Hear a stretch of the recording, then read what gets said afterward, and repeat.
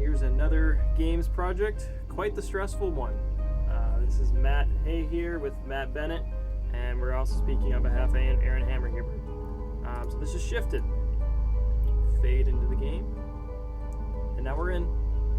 Basically, this is a game all about transforming between 3 different perspectives to get to your end goal at the end of the level. So we'll start with a tutorial. This is just the tutorial, so start a double jump, and then we can also dash. Keep in mind these little glowy things are checkpoints. So if we die, we'll go back to that specific checkpoint. So head on. And this is our first perspective change. There we go. Boom. We are now in top down. So your player follows your mouse and also dashes in that direction as well. And you can only dash in top down, no jumping, obviously. And now we'll go into our other perspective, side view. This is like your typical platformer. Follow along. And now we are here, and with our last mechanic of movement, this is wall running.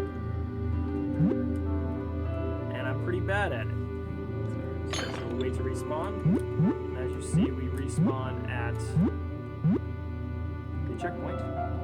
And now we'll move on to our first full level.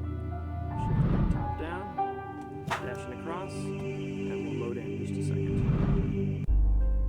Alright. So moving on to our second level. The first one was more of a tutorial level, and so this is where you're starting in the dungeon. You're introduced to some more mechanics such as painted platforms, switches. We don't have signs here as much because players are supposed to figure out what they're supposed to do.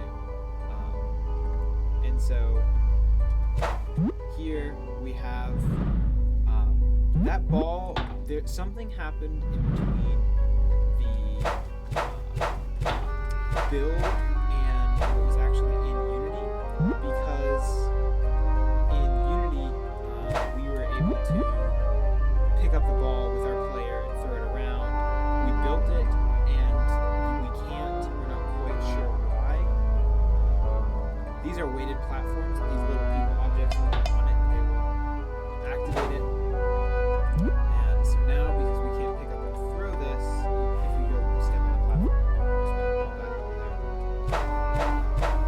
it makes this significantly harder because we can't carry it. So we have to kind of kick it around like a soccer ball. The level still can be completed, it's just much more challenging. Here we're navigating these little AI on through this level. And as you can see, they're chasing the ball. They have their nav mesh re-rendered every single time that the perspective is shifted. That was a big hassle. And there it goes. They're gonna push it off.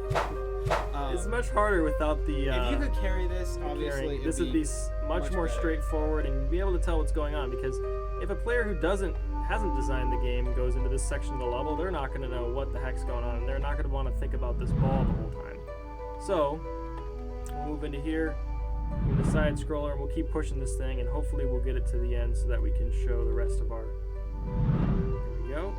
Did they make it? Nope, they didn't. Let's switch back for them. Here we go. We lost our ball. We'll go back and get it. But yeah, this is basically all of. There's a lot of build issues in which we just did not have the time to look at. Other than, there's one more enemy that we haven't quite gotten to. We call him Basher, the Warden. They will charge you and try and attack you, and if they hit you, they send you back to your spawn point. Other than that, there's nothing else new in terms of mechanics or AI. Yeah, we can't do it at this point. So, that's all. But yeah, basically there was a little boss fight at the end, kind of just escaping and getting out, and a few more really nice puzzles to really wrap it up for you.